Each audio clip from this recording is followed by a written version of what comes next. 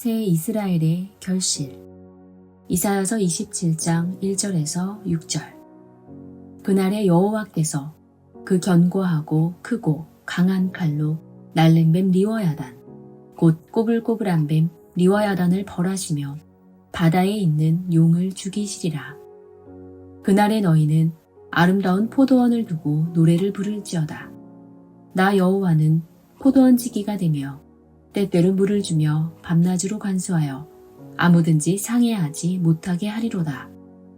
나는 포도원에 대하여 노함이 없나니 진려와 형극이 나를 대적하여 싸운다 하자. 내가 그것을 밟고 모아 불사르리라. 그리하지 아니할 것 같으면 나의 힘을 의지하고 나와 화친하며 나로 더불어 화친할 것이니라. 후일에는 야곱의 뿌리가 박히며 이스라엘의 움이 돋고 꽃이 필 것이라. 그들이 그 결실로 지면에 채우리로다. 오늘 이 시간 새 이스라엘의 결실이란 제목으로 말씀을 증거하도록 하겠습니다. 먼저 본문 말씀을 잘 이해해야 이 말씀에 숨겨진 엄청난 큰 비밀을 알 수가 있습니다. 시대적인 말씀 섭리의 역사가 있는 장소에서 시작하여 앞으로 세계적인 큰 일로 이루어질 줄 믿습니다. 본문 말씀을 보시면 이사야 27장 1절에 그날에 라고 하였는데 그날이 무슨 뜻인지 보겠습니다. 로마서 2장 16절. 곧 나의 복음에 이른 바와 같이 하나님이 예수 그리스도로 말미암아 사람들의 은밀한 것을 심판하시는 그날이라. 은밀하게 감추고 숨겨진 모든 것을 심판하는 날이 그날입니다. 그러므로 심판하는 그날에 크고 강한 칼로 리워야단을 벌하시며 용을 죽이시리라 하신 것은 크고 강한 칼은 세상에 있는 실상의 큰 칼을 가리켜서 말한 것이 아니라 성령의 검, 곧 하나님의 말씀 칼로 심판하신다는 뜻인 줄로 믿습니다. 날랜 뱀이란 재빠르게 잘 도망가는 아주 동작이 빠른 뱀을 말하는데 날랜 뱀 리워야단을 벌하시며 바다에 있는 용을 죽이시리라 하셨습니다. 여기 나와 있는 바다에 있는 용은 주애란에 보시면 악어라고 기록되어 있습니다. 그렇다면 악어를 죽인다는 것은 우리가 지금 알고 있는 동물 악어를 죽인다는 말씀일까요? 그날에 날랜 뱀 리워야단, 곧 악어를 죽인다는 것은 에스겔 29장 1절에서 3절 말씀에 제10년 10월 12일에 여호와의 말씀이 내게 임하여 가라사대 인자야 너는 애굽 왕 바로와 온 애굽으로 낯을 향하고 쳐서 예언하라.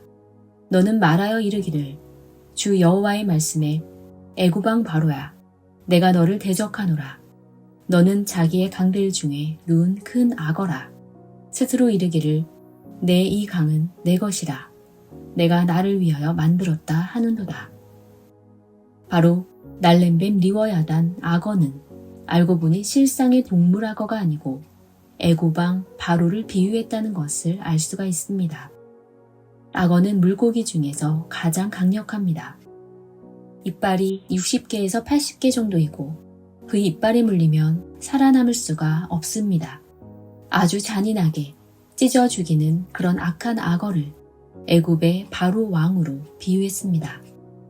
애굽의 바로 왕은 악한 정치로서 수많은 사람을 찢어 죽이고 태워 죽이고 목을 베어 죽였던 그런 악한 왕이었습니다. 그런 바로 왕을 악어로 비유했습니다. 이와 같이 말세에도 악어로 비유한 애굽의 바로 왕과 같은 대상이 말일에 나타날 옛 뱀이요 마귀요 사단인 것입니다. 계시록 20장 2절에서 3절. 용을 잡으니 곧 옛 뱀이요 마귀요 사단이라. 잡아 1천년 동안 결박하여 무적행에 던져 잠그고 그 위에 임봉하여 천년이 차도록 다시는 만국을 미혹하지 못하게 하였다가 그 후에는 반드시 잠깐 노이리라. 옛 뱀, 마귀, 사단은 전부 사람을 비유한 것입니다. 예수님께서도 당시의 율법사 바리새인들을 보고 마태복음 23장 33절에 뱀들아 독사의 새끼들아 라고 하셨습니다. 옛 뱀, 곧 마귀 사단은 전부 사람을 지칭했습니다. 또한 요한복음 6장 70절 너희 중에 한 사람은 마귀니라 라고 말씀하셨으니 사람 마귀요 사람 뱀입니다. 여자가 남자를 유혹해서 돈을 갈취하는 것을 꽃뱀이라고 표현하기도 합니다. 이처럼 사람을 뱀으로 표현하듯이 옛 뱀이란 옛날에 하와를 꿰었던 뱀을 말하는데 이것 또한 사람 뱀입니다. 그런 마귀와 사단을 잡아 1천년 동안 결박한다고 말씀하셨고 그 날랜뱀 리워야단을 크고 강한 성령의 칼로 죽이리라고 하셨습니다. 히브리서 4장 12절 하나님의 말씀은 살았고 운동력이 있어 좌우에 날선 어떤 검보다도 예리하여 혼과 영과 및 관절과 골수를 찔러 쪼개기까지 하며 또 마음의 생각과 뜻을 감찰하나니 세상에 혼과 영을 찔러 쪼개며 사람 마음의 생각과 뜻을 감찰할 수 있는 그런 칼은 없습니다. 이 검은 하나님의 말씀, 곧 성령의 칼인 것입니다. 즉 마음의 생각과 혼과 영을 칼로 쪼개서 죽이는 이 영은 사단에 속한 악한 영, 그 악한 생각을 잘라서 없애버리는 영입니다. 이게 바로 성령의 검이요 성령의 칼인 줄로 믿습니다.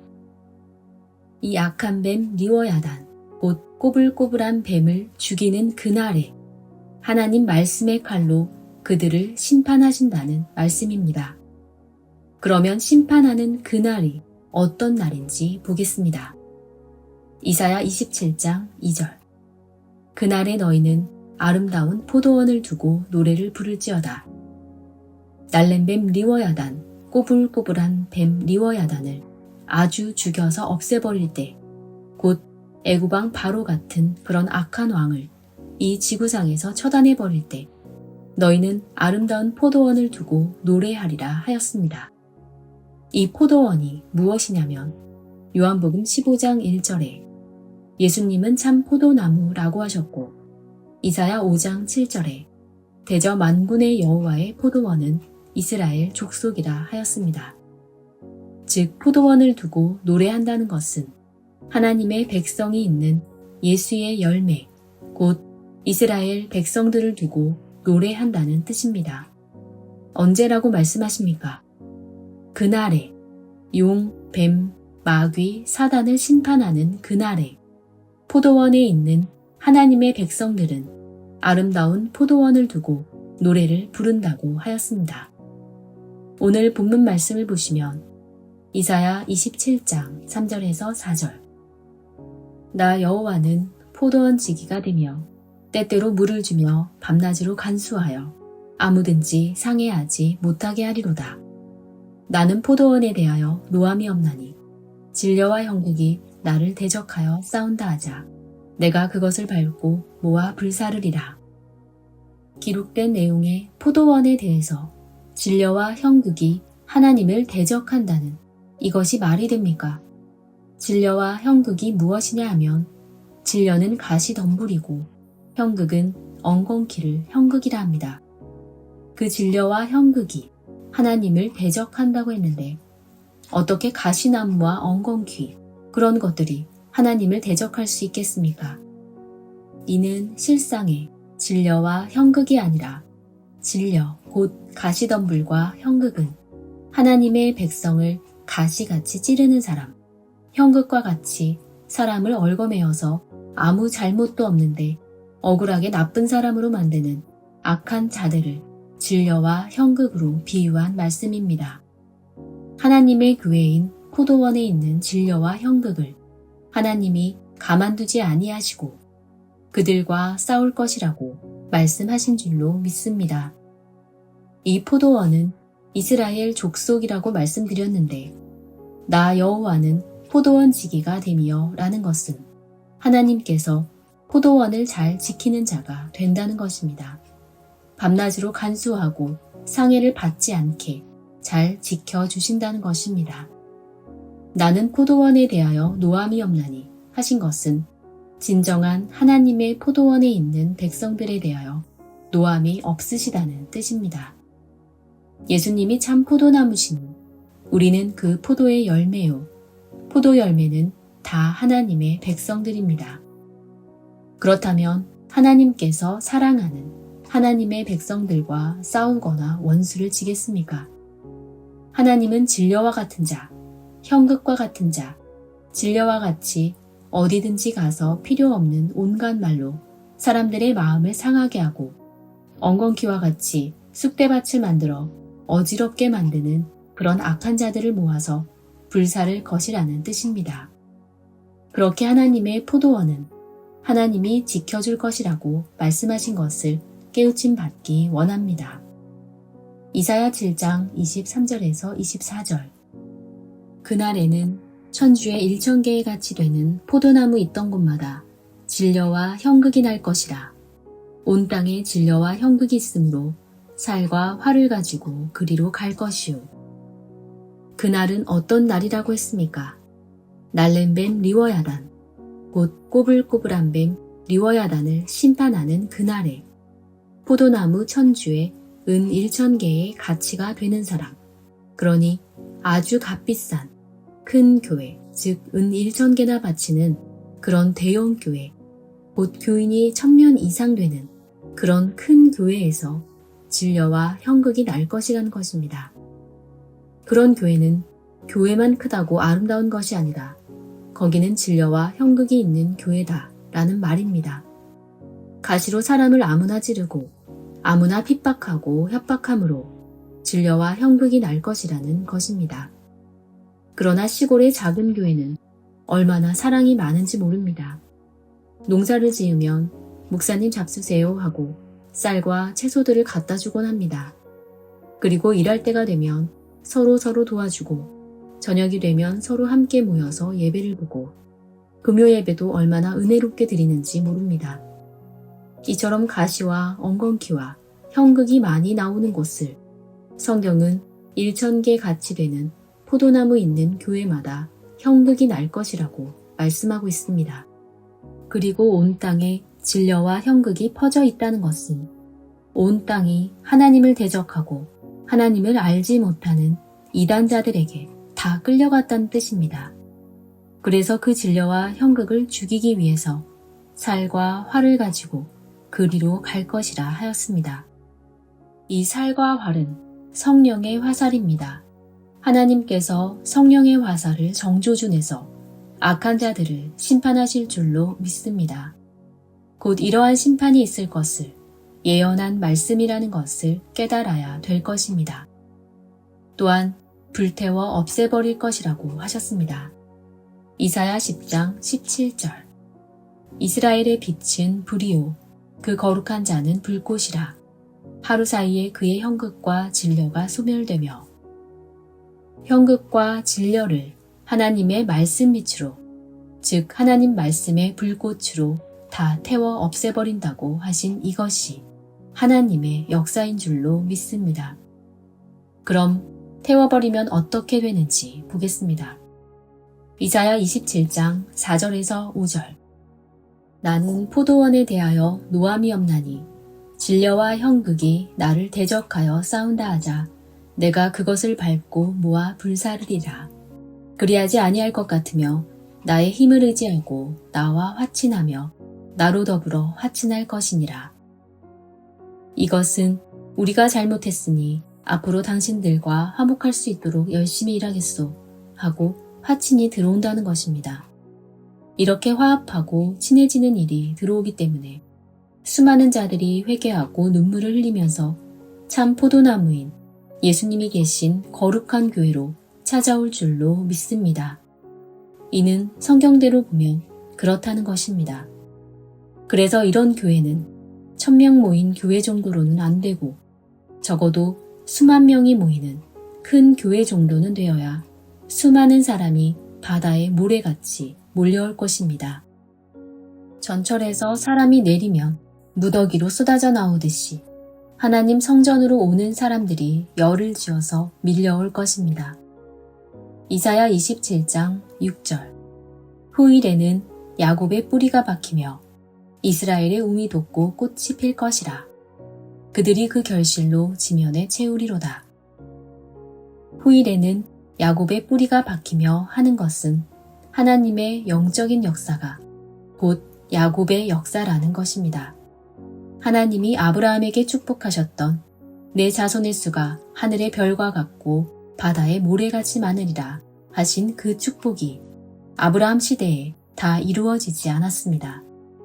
아브라함이 아들 이삭으로 무슨 그런 역사가 이루어졌겠습니까? 그리고 이삭의 시대에도 그 축복이 다 이루어지지 않았습니다. 그러므로 아브라함이 이삭을 낳고 이삭이 야곱을 낳고 그 야곱과 에서를 통해서 하나님의 역사가 이루어지게 됩니다. 야곱은 하나님 편에 있는 자이고 에서는 사단의 편에 있는 자를 뜻했습니다. 야곱이 아들 12를 낳고 이 12아들이 12지파가 되고 12지파가 되었던 그 아들이 이스라엘이라는 한 나라를 형성하게 된 것입니다. 그 야곱의 뿌리가 박힌다는 것은 야곱의 역사가 나무 뿌리와 같이 온 세상이 야곱의 세상이 된다는 말씀인 줄로 믿습니다. 저 포도나무 있던 곳이 이스라엘이었습니다. 그 이스라엘에 움이 돋았으니 그 전의 이스라엘 나무는 베어졌다는 것입니다. 즉 이스라엘에서 예수님이 떠났다는 것입니다. 그들은 예수를 죽인 자들입니다. 하나님의 아들을 죽인 곳이 이스라엘이라는 것입니다. 그 이스라엘을 잘라버리고 움이 돋고 꽃이 필 것이라는 것은 새 이스라엘을 말한 것인 줄로 믿습니다. 새 이스라엘의 결실로 지면을 채우리라. 온 세상이 전부 포도나무의 열매, 이스라엘의 열매가 될 것을 성경은 말씀하고 있다는 사실을 깨우침 받기 원합니다. 그러면 어떤 사람이 새 이스라엘이 되느냐 하는 것입니다. 사람이 두 종류가 있습니다. 영이 살아있는 사람이 있고 영이 죽어있는 사람이 있습니다. 실제로 육신이 죽은 사람은 눈을 찔러도 눈도 깜빡 안 하고 사람이 아무리 큰 소리로 불러도 하나도 듣지 못합니다. 이와 같이 영적으로도 죽은 자가 있고 살아있는 자가 있습니다. 이 살아있는 자들의 나무에게서 새 순이 나는 것입니다. 죽은 나무는 새 순이 날 수 없습니다. 그래서 새 이스라엘이 되는 사람은 영이 살아있는 사람입니다. 물론 육신도 살아있어야 합니다. 마태복음 8장 21절에서 22절. 제자 중에 또 하나가 가로되 주여 나로 먼저 가서 내 부친을 장사하게 허락하옵소서. 예수께서 가라사대 죽은 자들로 너희 죽은 자를 장사하게 하고 너는 나를 쫓으라 하시니라. 죽은 자들이 어떻게 죽은 자를 장사합니까? 죽은 사람을 장사하는 죽은 자들은 살아있는 사람입니다. 그 사람은 육신이 죽은 사람이 아니라 영이 죽은 사람을 말합니다. 그러므로 영이 죽은 자는 새 이스라엘이 될 수 없는 자입니다. 이사야 26장 13절에서 14절 말씀 보시겠습니다. 여호와 우리 하나님이시여 주 외에 다른 주들이 우리를 관할하였사오나 우리가 주만 의뢰하고 주의 이름을 부르리이다. 그들은 죽었은즉 다시 살지 못하겠고 사망하였은즉 일어나지 못할 것이니 이는 주께서 벌하여 멸하사 그 모든 기억을 멸절하셨음이니이다. 주 외에 다른 주들이 이 세상에 꽉 찼습니다. 가짜 재림주도 많고 진짜라고 말하는 주들도 많이 있습니다. 그러나 주라고 나온 그들은 다 죽었습니다. 재림 예수라고 나왔던 자들은 다 죽었습니다. 현재 마호메트 종교라든지 그 외에 주라고 칭하는 주들은 다 죽었는데 죽으면 기억도 없이 먼지같이 사라지는 것입니다. 마치 얼음이 녹듯이 그렇게 없어지는 것이니 살아나지 못하리로다 했습니다. 죽은 자가 어떻게 살아나겠습니까? 그래서 하나님이 뱀, 마귀, 사단을 심판하는 그날 포도원이 되는 하나님의 백성들을 보호하여 진려와 형극을 불살라 태워버리고 하나님의 백성들은 거룩한 옷을 입게 하시고 새 이스라엘의 열매로 지면을 채운다고 하신 줄로 믿습니다. 이사야 26장 19절. 주의 죽은 자들은 살아나고 우리의 시체들은 일어나리이다. 티끌에 거하는 자들아 너희는 깨어 노래하라. 주의 이슬은 빛난 이슬이니 땅이 죽은 자를 내어 놓으리로다. 주의 죽은 자들이 살아난다는 말이 무슨 말이냐 하면 주의 죽은 자들은 실제로 죽은 자를 말하는 것이 아니라 육신은 살아있되 영이 죽은 자들이 살아난다는 것입니다. 그래서 요한복음 6장 63절에 살리는 것은 영이니 육은 무익하니라. 내가 너희에게 이른 말이 영이요 생명이라 하였으므로 하나님의 말씀을 통해서 주의 죽은 자들이 살아납니다. 생명의 말씀이 있는 곳에 오면 귀가 번쩍 뜨이고 눈이 번쩍 뜨여서 주의 죽은 자들이 다 살아나게 되어 있습니다. 우리의 시체들은 일어나리이다. 실상의 시체라면 시체가 우리의 시체라고 말을 할 수 있겠습니까? 없습니다. 예를 들면 살았으나 죽은 자 같은 자들이 있습니다. 교통사고가 나서 가보니 눈을 감고 누워 코에 호스를 꽂고 있는데 사람이 와도 모르고 가도 모르고 그러니 죽은 자와 마찬가지입니다. 빨리 초상을 치를 준비를 하라 했는데 살아난 자들이 있습니다. 마찬가지로 하나님도 모르고 예수님도 모르고 그렇게 신앙이 죽었던 자들이 생명의 말씀이 있는 곳에 와서 하나님의 말씀을 듣고 그 영이 살아나서 주의 사명자까지 된 줄로 믿습니다. 이런 일들이 실상으로 일어나는 곳이 있습니다. 여러분, 시체는 몸이 차가워서 열기가 없지 않습니까? 귀에 대고 말해도 모르고 눈꺼풀을 열고 날 좀 봐라 해도 모르고 그렇게 겨우 숨만 살아있는 자들이 다 살아나는 것입니다.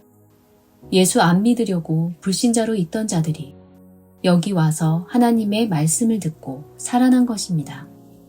불신자로 있었을 때는 죽은 자들이었지만 이제는 시체가 살아나서 벌떡 일어선 나사로와 같은 자들이 된 줄로 믿습니다. 이사야 26장 19절에 티끌에 거하는 자들아 너희는 깨어 노래하라. 티끌 먼지 속에 거하는 아주 천한 사람, 곧 이름 없는 자들도 노래하라는 것입니다.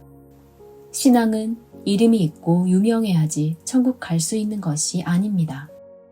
이름 없이 빛도 없이 충성하고 봉사하는 자들이 티끌 가운데 거하는 자들이고 그런 자들을 하나님께서 부활시킨다는 말씀입니다. 땅이 죽은 자를 내어놓는다고 하는 것은 부활시킨다는 의미입니다. 이렇게 해서 하나님께서는 주의 죽은 자들을 일으키신다는 것을 깨닫기 바랍니다. 에스겔 37장 1절. 여호와께서 권능으로 내게 임하시고 그 신으로 나를 데리고 가서 골짜기 가운데 두셨는데 거기 뼈가 가득하더라. 이는 죽은 사람의 뼈를 보고 한 말이 아닙니다. 성경은 비유와 비사로 기록이 되어 있습니다. 에스겔 37장 11절. 또 내게 이르시되 인자야 이 뼈들은 이스라엘 온 족속이라. 그들이 이르기를 우리의 뼈들이 말랐고 우리의 소망이 없어졌으니 우리는 다 멸절되었다 하느니라. 즉 이 뼈들은 이스라엘 온 족속이라고 하였습니다.